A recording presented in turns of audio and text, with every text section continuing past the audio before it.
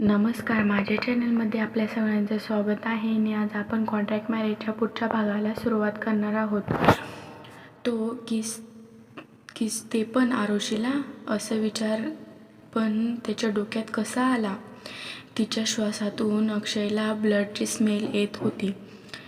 त्याने लगेच स्वतःला सावरले आणि तो मागे सरकला आणि हळू आवाजात तिला बोलला, आरुषी आरुषी आरुषी.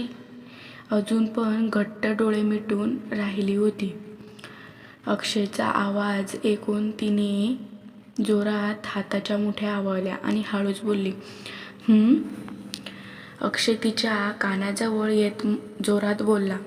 आरुषीने गडबडून तिचे डोळे उघडले. तू तू तुझे डोळे मिटून का ठेवले होतेस? तुला काय वाटलं मी तुला किस करणार होतो? अक्षय तिला हसत चिडून लागला. आरुषी अजून पण त्याचा मजाक समजली नव्हती. ती अजून पण कन्फ्यूज होऊन त्यालाच पाहत होती. ती आता एवढी गोड दिसत होती का अक्षय परत तिचा चेहरा पाहून सगळं काही विसरायला लागला होता. पण लगेच स्वतःला सावरले आणि लगेच तिच्यापासून 4 पावलं लांब झाला आणि मागे वळाला. त्याने डोळे बंद करत मोठा श्वास घेतला आणि स्वतःला नॉर्मल करू लागला. पण जसं त्याने डोळे बंद केले तसं परत त्याला आरुषीचा चेहरा समोर दिसू लागला. डॅमिट, का ही मुलगी त्याला असं पाहते? आरुषीची नजर त्याला अजून जवळ ओढत होती. त्याच्यामुळे त्याने लगेच तिला पाठ फिरवली. अक्षयचं रिॲक्शन पाहून आरुषी पण कन्फ्यूज झाली होती. त्याच्यामुळे ती पण मागे सरकली. तिने एक वेळ पाहिलं आणि काही बोलण्याचा प्रयत्न करू लागली. पण तेवढ्यात तिच्या नाकातून रक्त तिच्या तोंडात जायला लागलं होतं. तिने तोंडाला हात लावला तर खूप रक्त दिसत होतं. किती घाण दिसत असेल मी आता. कदाचित त्याच्यामुळेच अक्षयने त्याचा पाऊल मागे सरकवला. आरुषी सतत स्वतःला समजवायची का कमीत कमी अक्षयच्या समोर तरी नको असं वागायला, का नंतर तिला त्याच्यासमोर जाण्याची पण लाज वाटेल. पण सगळं उलटच व्हायचं. ती प्रत्येक वेळा अक्षयसमोर असं काही करून जायची का त्याच्यानंतर ती त्याच्यासोबत नजर पण नव्हती मिळवत. अक्षयने परत तिच्याकडे मागे वळून पाहिलं तर तिला अजूनच ब्लिडिंग होत होती. ते पाहून तो रागात ओरडला, इडियट, अजून अशीच का उभी आहेस? तोंड तरी वरती कर. आरुषीने लगेच तोंड वरती केले. तरी पण खूप रक्त तिच्या हातांना आणि चेहऱ्याला लागलेला होता. अक्षयला काही समजले नाही तर त्याने त्याचा शर्ट काढून आरुषीकडे फेकला. हे घे, याच्याने साफ कर. अक्षयने मागून वळून पाहिलं आणि आपल्या पॅकेटमधून एक सिगरेट काढून पेटवले. आरुषी अजून पण अक्षयचा शर्टच घेऊन उभी होती. तिने अक्षयच्या पाठीकडे पाहिलं तर तिला समजलं का तिचं नाक वाहायचं थांबलं होतं ते परत आता त्याची पाठ पाहून वाहायला लागलं होतं.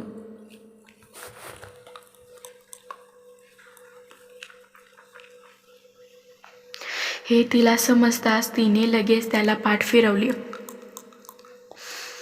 तिला अक्षयला पाहूनच एवढं सगळं झालं होतं म्हणून तिने ठरवलं होतं का आता त्याच्याकडे पाहायचं नाही म्हणून.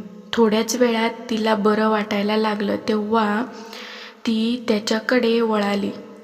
मी ठीक आहे, आता ती हळू आवाजात बोलली. अक्षय पण स्वतःला नॉर्मल करत होता. नॉर्मल करण्याच्या प्रयत्नात एवढ्याच वेळात त्याने 5 सिगरेट संपवल्या होत्या. आरुषीच्या आवाजाने त्याने त्याची सिगरेट खाली फेकून दिली आणि बोलला, ओके, लेट्स गो. पण आरुषीने खाली मान घालून तिच्या हातातील शर्टाकडे पाहिलं ज्याच्यात रक्ताचे ठिकठिकाणी रक्ताचे डाग दिसत होते. तुझा शर्ट तर पूर्ण खराब झालाय, मला त्याची गरज नाही आहे. पण तू असा बाहेर कसा जाणार? तिने हळूच आवाजात त्याला विचारलं.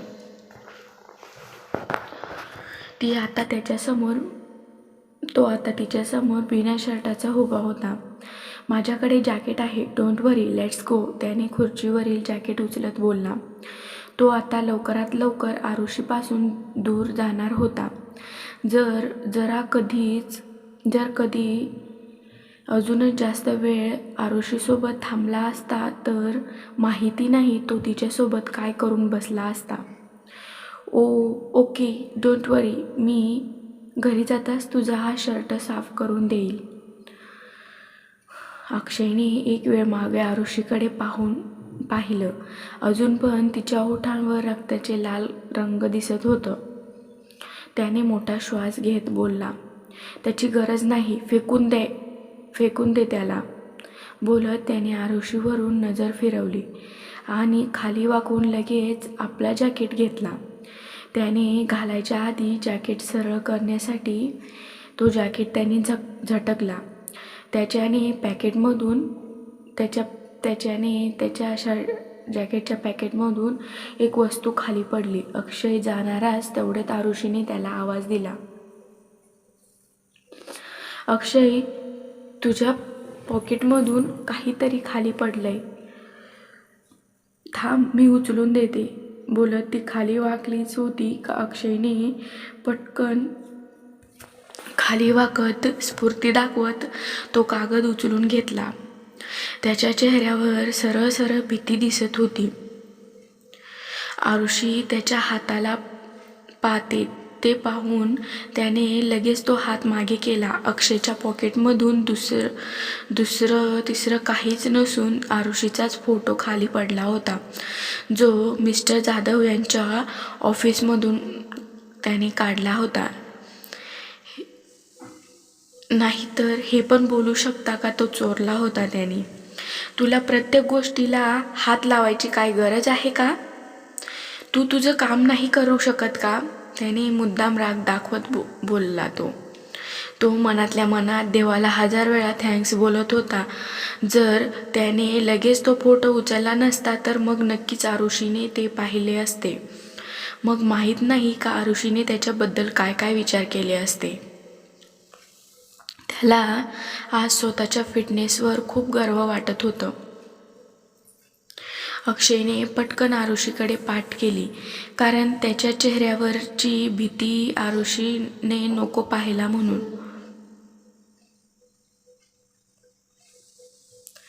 आता जे काही झालं होतं त्याच्यामुळे त्याची धडकन एवढी वाढली होती का त्याच्या धडकनचा आवाज त्याला ऐकायला येत होता.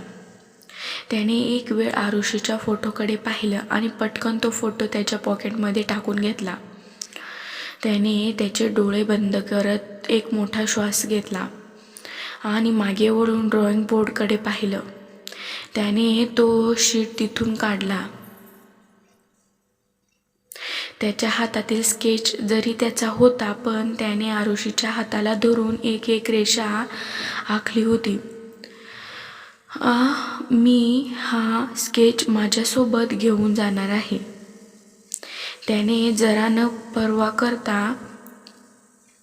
करताच तो शीटकडे इशारा केला. काय, तुला याचं काय करायचं आहे? मला हा स्केच आजच्या आज टीचरांकडे सबमिट करायला लागेल. तर मग मी याच्यात काय करणार आहे? तुझा प्रॉब्लेम तुला माहिती, अक्षय खांदा उंचावत बोलला. हे बघ अक्षय, मला हा स्केच कसाही करून सबमिट करायला लागेल. तू नाही घेऊन जाऊ शकत.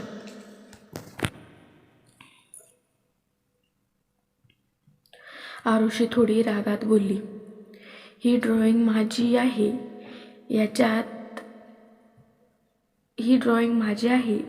याच्यात हा हँडसम चेहरा दिसतोय ना, तो मी आहे. दॅट्स मीन्स या पेंटिंगवर पहिला हक्क माझा आहे. त्याच्यामुळे ही पेंटिंग घेऊन जाणार आहे मी. तुला काही प्रॉब्लेम आहे का? अक्षय आरुषीला चॅलेंज करत बोलला. पण मात्र आरुषीला आता राग यायला लागला होता. ऑफकोर्स तिला हा प्रॉब्लेम होता. पहिला तर अक्षय न सांगताच तिच्या क्लासमध्ये आला ते आला. तिच्या मर्जीशिवाय तिला त्याच्या कंपनीमध्ये जबरदस्ती ब्रेक द्यायचं ठरवलं आणि सगळ्यांसमोरून क्लासमधून तिला इथे घेऊन आला होता. आणि आता एवढ्या वेळापासून किती मेहनतीने तो स्केच तिने बनवला होता, तो आता घेऊन जायचं म्हणत होता. आज त्याने तिला ड्रॉ करायला लावलं नसतं तर तिला ही अशी लाजिरवाणी गोष्ट पण फेस नसती करायला लागली. सो बेसिकली हा प्रॉब्लेम सगळा अक्षयमुळे क्रिएट झाला होता.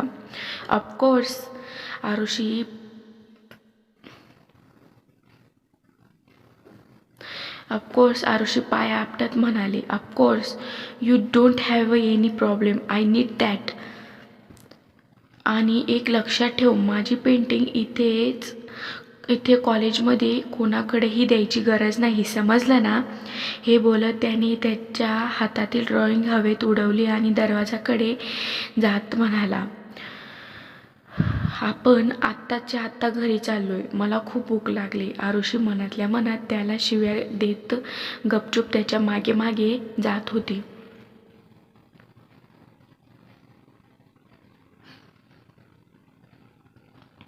घरी पोचताच दरवाजा उघडला तर अचानक कोणीतरी त्यांना मिठी मारली. अचानक असं काही होईल म्हणून त्यांना जरा पण कल्पना नव्हती, म्हणून दोघेही घाबरून 2 पावले मागे गेले. आले तुम्ही दोघे? मी केव्हापासून तुमची दोघांची वाट पाहते आणि आता मला तर खूप जोरात भूक पण लागली. सानिका त्यांना पाहून खुश होत बोलली. आरुषीने जेव्हा सानिकाला समोर पाहिलं तर आज दिवसभर जे पण काही घडलं होतं ते सगळं ती विसरून गेली होती.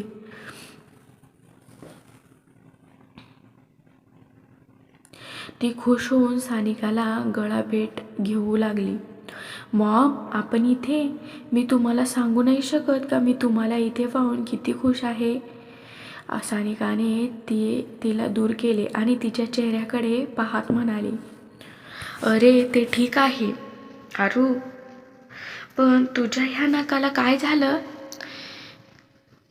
ते ॲक्च्युली ना मॉम, पेंटिंग करताना थोडा कलर लागला असेल. आरुषीने सावधानपणे चांगलंच खोटं बोलली होती. अक्षय सानिकाला पाहून एवढा काही खुश वाटत नव्हता. मागच्या वेळेस सानिकाने जो पण काही कांड केला होता ते अजून पण अक्षयच्या लक्षात होतं. तो नाराज होत बोलला, मॉम, आता परत तू इथे कशाला आलीस? सानिका तोंड वाकडं करत म्हणाली. एक नजर त्याच्यावर टाकली. अरे देवा, माझं तर नशीब एवढं खराब आहे, कारण मला असा मुलगा का दिलास? आता एका आईला त्याच्या मुलांना भेटायच्या आधी परमिशन घ्यायला लागेल हां. सानिका एकदम इमोशनल होऊन ॲक्टिंग करत बोलली आणि त्याच्यासोबतच मोबाईल काढला आणि अजयला फोन करू लागली. इट्स ओके, आत्ता मीच अजयला सांगते का मला डिनरसाठी कुठेतरी घेऊन चला म्हणून. मी इथे मुलाकडे डिनरसाठी आली आणि मला जेवण न विचारता तिचा मुलगा मला विचारतोय का मी इथे काय करते म्हणून.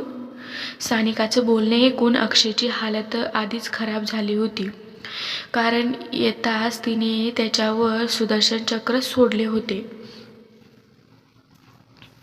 सानिकाने फोन करायला थांबवलं आणि प्रेमाने बोलली, अक्षयला तसं नव्हतं म्हणायचं मॉम, तो तर तुम्हाला असं अचानक पाहून सरप्राईज झाला ना. हो ना अक्षय? आरुषी अक्षयला कोपर मारत सानिकासोबत नीट वागण्याचा इशारा केला, पण अक्षयला काहीच फरक नाही पडला आणि तो शूज काढून त्याच्या रूमच्या दिशेने निघून गेला. पाहिले ना, आरुषी सतत हा माझ्याशी असंच वागतो ग. आरुषीकडे सानिका अक्षयची कंप्लेंट देत आरुषीला बोलली. आरुषीला समजत नव्हतं का सानिकाला काय उत्तर द्यावं म्हणून मग तिने लगेच विषय बदलवला. जाऊ द्या ना मॉम, तुम्हाला तर माहीत आहे ना ते असेच आहेत म्हणून. तुम्हाला भूक लागली आहे ना, मी लगेच तुमच्यासाठी जेवण बनवते. सानिकाने जसं ऐकलं तशीच खूप खुश झाली ती आणि बोलली, त्याच्यासाठीच तर मी इथे आली. तुला माहीत आहे का, आज अश्विन मला भेटला होता. किती चांगला मुलगा आहे तो. किती प्रेमाने माझ्या पाया पडला. तो किती प्रेमाने बोलला. तो देव करो सगळ्यांना त्याच्यासारखा मुलगा भेटला पाहिजे. पण मी माझ्या नालायक मुलाकडून तर अपेक्षा पण नाही करू शकत. सानिका एकदम नाराज होत बोलली. तर आरुषीला हसायला यायला लागलं होतं. तोच मला बोलला होता का तू खूप छान जेवण बनवतेस. त्याच्यामुळे मला राहवलं नाही गेलं. त्याच्यामुळे मी विचार केला का आज तुझ्याच हातचं जेवण करून पाहावं म्हणून. You mean doctor Ashwin, Aarushi चकित होत बोलली. त्याला कसं माहीत झालं का मी चांगलं जेवण बनवते म्हणून. अक्षयने तर आजपर्यंत त्याच्या कुठल्याही फ्रेंड्सला जेवणासाठी नाही बोलावलं आणि मी इथे आल्याने तुला वाईट तर नाही ना वाटलं. सानिका नाराज होत बोलली. ऑफकोर्स नॉट मॉम, हे घर तुमचं पण आहे. तुम्हाला जेव्हा वाटलं तेव्हा तुम्ही इथे येऊ शकता. मला तर खूप चांगलं वाटतंय तुमच्या सोबत राहून.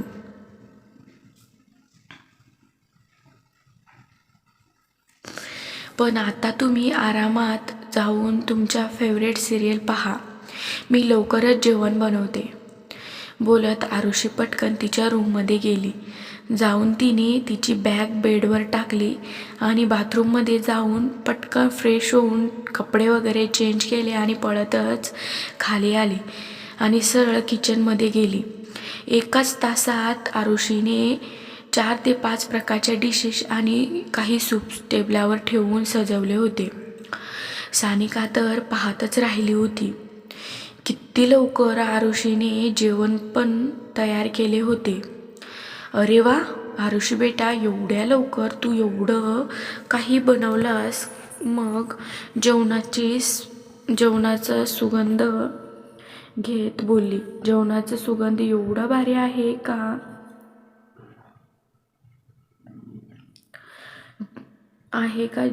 आहे का जेवण किती सुंदर असेल. माझ्या तोंडाला तर पाणी यायला लागले. आता मला राहवत नाहीये. अक्षय पण फ्रेश होऊन खाली आला होता. टेबलाजवळ येत तो त्याच्या सीटवर बसला.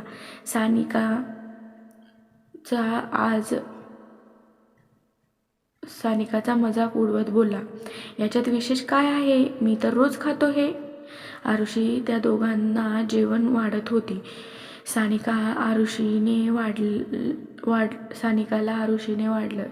त्याच्यानंतर ती एकदम खुश होत बोलली, अरे वा किती चांगली खुशबू आहे ना. एवढा चांगलं जेवण तर आमच्या घरात कोणताच कुक नाही बनवत. मी तुझ्यासारखं जेवण का नाही बनवू शकत. मॉम, तुला जर वाटत नाही ना का किचन जळून खाक नको व्हायला म्हणून, तर प्लीज कुकिंगसारखे विचार तू डोक्यातून काढून टाक. अक्षय परत सानिकाला टॉन्ट मारत बोलला. बस कर ना अक्षय. आता तिने त्याला इग्नोर केले आणि एक घास तोंडात घेतला. तसं ती सगळं विसरून गेली. खाता खाता तिने अक्षयकडे पाहिलं. एक नजर आरुषीवर टाकली. ती खाली मान घालून प्रेमाने जेवण करत होती. ती एकदम गळा साफ करत म्हणाली, बाय द वे, मला आतापर्यंत कुठली न्यूज का नाही भेटली. अक्षय जेवण करत परवा न करताच बोलला, कुठली न्यूज मॉम. सानिकाने आरुषीच्या पोटाकडे इशारा करत म्हणाली, माझ्या नातवंडांची न्यूज. तुमच्या लग्नाला तर एवढे दिवस झाले म्हटल्यावर आतापर्यंत गुड न्यूज तर भेटायला पाहिजे होती ना. सानिकाचं बोलणे ऐकून आरुषीच्या गळ्यातच तिचा घास अडकला. ती कंट्रोल नाही करू शकली आणि जोरजोरात खोकायला लागली. एवढ्या जोरात खोकल्यामुळे तिचा पूर्ण चेहरा लाल झाला होता.